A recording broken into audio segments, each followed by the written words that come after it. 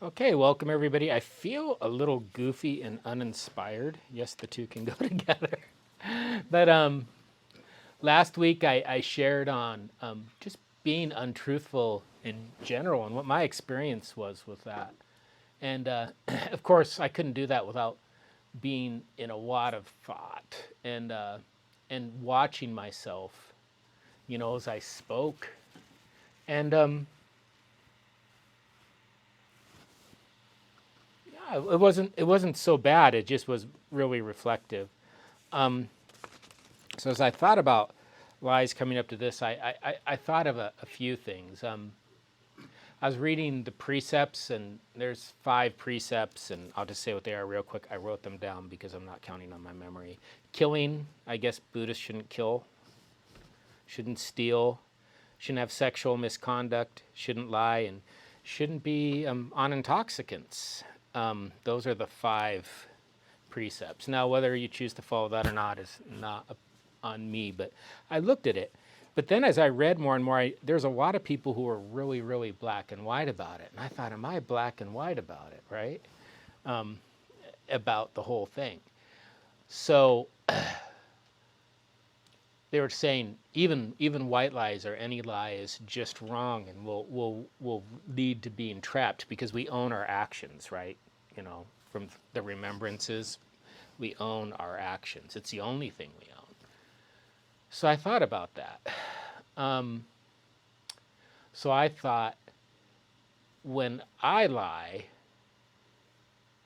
I'm not practicing right speech, right? And if I begin to believe my own lies at any level, then all of a sudden I'm not able to do right thinking or right view fully. It really delves into that. There's kind of a rotting. And what's worse about lies is they can spread like viruses. So there's all sorts of people who believe things that aren't true, myself included. And that gets in there and can affect my ability to be truthful and my ability to think and my ability to have right view. So it's a big issue. So the questions I asked myself, if I said, okay, if I lie with the intention of telling the truth and thinking I'm telling the truth, I'm saying an untruth because I don't realize it's an untruth. Am I lying?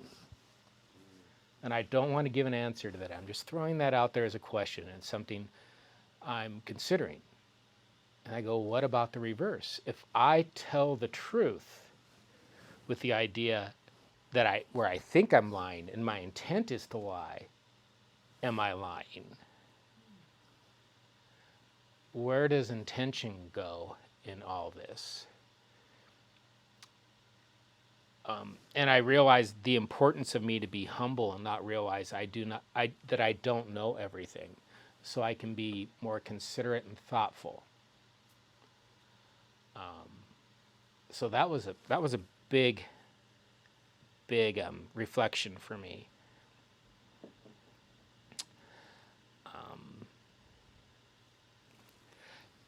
Why I don't like black and white thinking, and I could be wrong, right? But this is my opinion as it stands today on Monday, August 26th. Thank you, 26th. Yeah, because tomorrow's the 27th. I have to go in again. 2024. And I'm just going to give an obvious scenario, one most people can relate to, and cover some different perspectives on that. So, I'm hiding Anne Frank's family in my attic.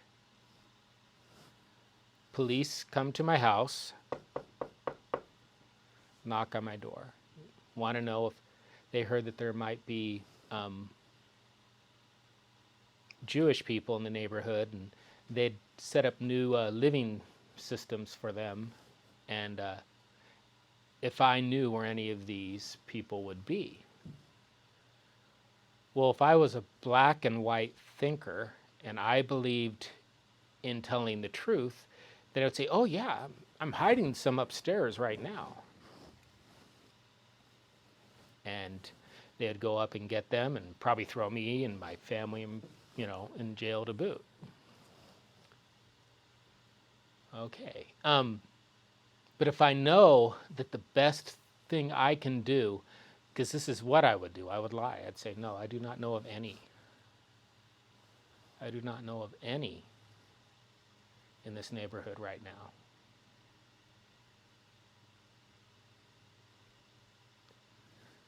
Now let's change the perspective and deep breath. Let's take another breath.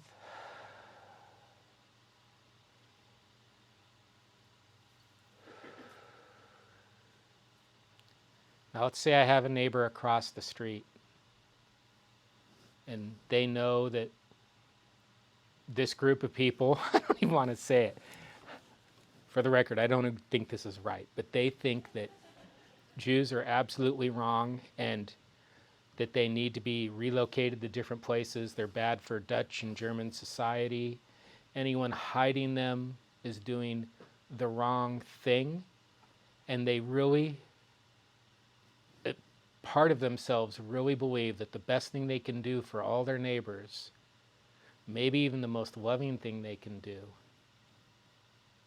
is turn in anyone who's hiding Jews and turn in any Jews to be relocated. And this is what they believe. So they tell the police they're hiding them upstairs. I've seen them in the windows. They're telling the truth. Are they practicing right speech? Again, I'm not going to give any answers. And if people feel uncomfortable, I think that's okay.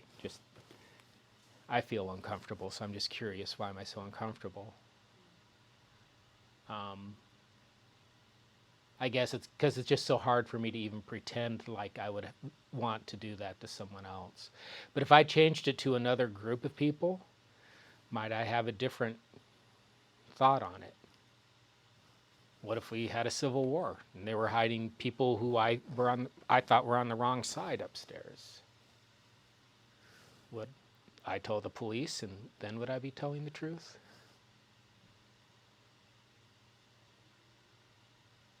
So I finally ran into a few Buddhists who were not very black and white about it, and who said that anytime we encounter wrong speech and lying, but they expanded it to include wrong speech with the idea of hurting other people and telling falsehoods,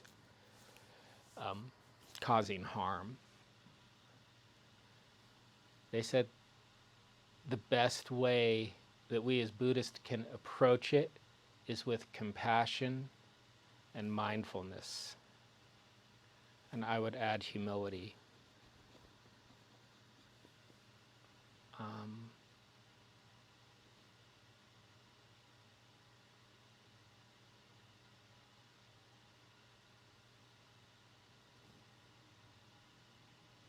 To me, part of right speech is right listening.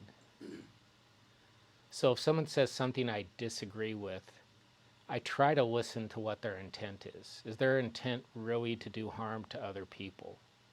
And I think a lot of people who I've jumped all over in the past, that's not their intention. They honestly believe that their way is the best way for everybody. The same way that I honestly believe my way is the best way for everybody, and why I need to be humble and realize I'm not always right. Which brings me back to lying. And as last week I shared, pathological lying is a thing I had struggled with and still want to be conscious of, because I still realize that sometimes I just want to lie.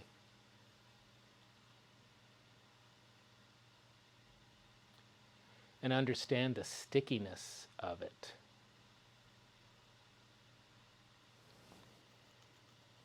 because when I tell an untruth, I add a poison to the well of all the people around me. It makes it murky and hard to be able to tell the relationships of everyone who's in that space.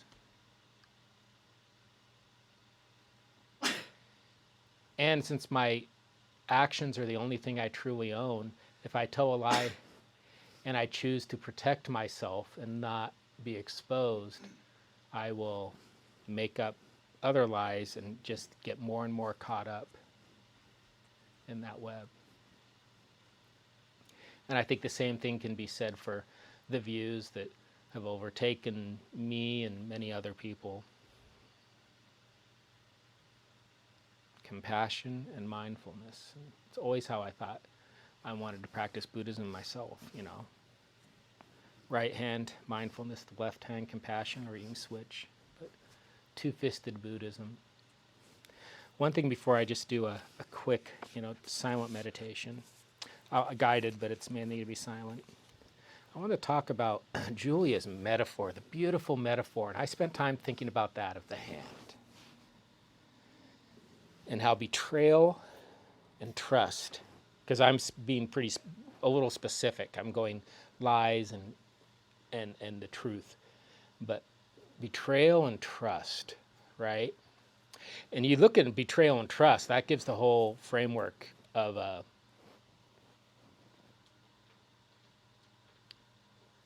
the story I told about the people trying to hide people, a different flavor. But trust is like the stuff we can do all these useful things with it. If you try to use the back of your hand with it, you're not going to do as well. So you could spoon like food out of a container and into a bowl. But if I try to do it with the back of my hand, I won't do as well. But if I want to hurt somebody, the back of my hand is more effective than the front of my hand. So I can strike someone with a fist more effectively than I can slap someone with my palm. It gives me another way of looking at that metaphor, that the things we have that can help people, the tools can also be the tools we can use to hurt people and ourselves. So I've said that these are just questions for thinking. I don't want to give any conclusions, although I'm afraid that I probably did sideways because I have my ideas. I do. So if you want to get comfortable, I'll check the time. Okay. I'm going to make this pretty quick. Sit in a comfortable but attentive posture, allowing your back to be straight but not rigid or stiff. Feel your head balanced on your shoulders. Allow your face and jaw to relax, with arms and hands resting in a comfortable position.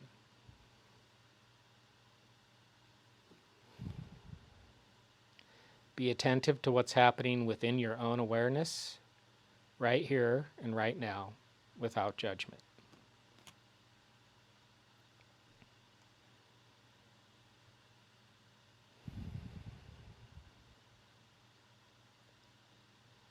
Pay attention for a moment to how your abdomen moves on each in-breath and out-breath, the movement of air through your nostrils, the slight movement of your chest and shoulders.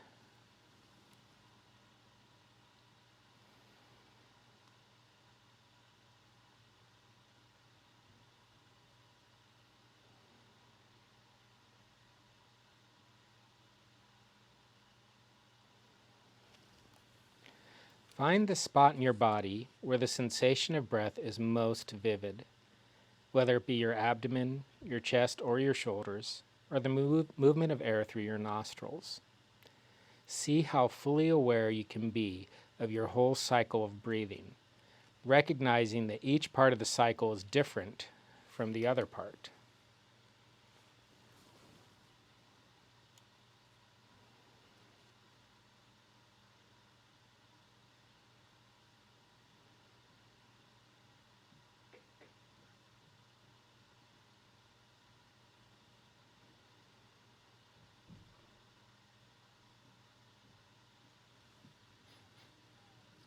You will notice your attention shifting away from the breath from time to time.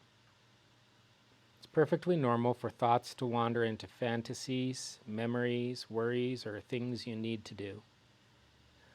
When you notice your mind has wandered, try to meet it with a spirit of friendliness. You don't need to do anything about it. There is nothing to fix. Rather than forcing it, just try to allow yourself to become curious about what it's like to be breathing right now, and you'll find that the attention is naturally drawn back to the physical sensations of breath as it moves through your body.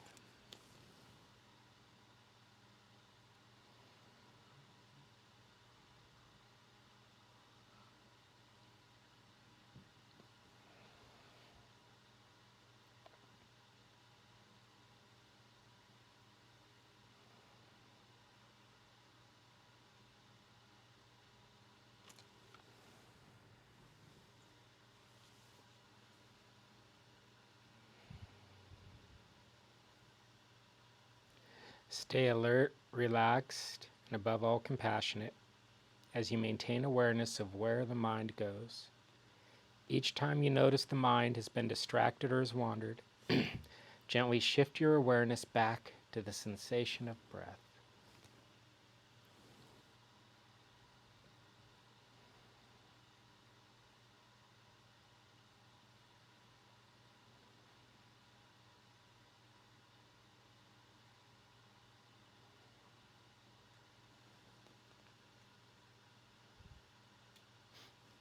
Notice the tendency to want to control your breathing. Let the quality of attention be light and easy, one of simply observing and noticing. You don't need to control the duration, intensity, pace, or the pause between each breath. Just be present.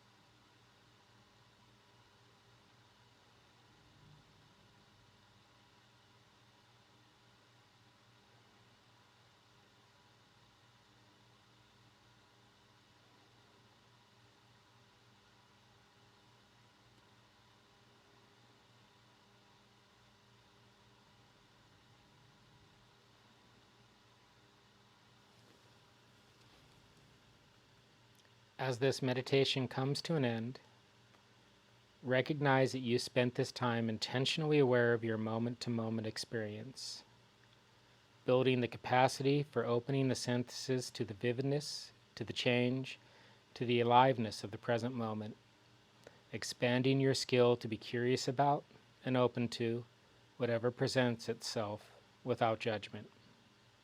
Then, whenever you're ready, allow your eyes to open and gently bring your attention back to the space you're in.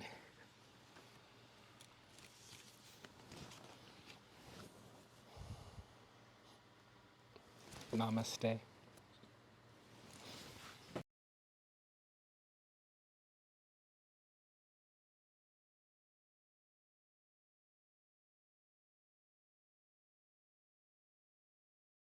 Vacation America?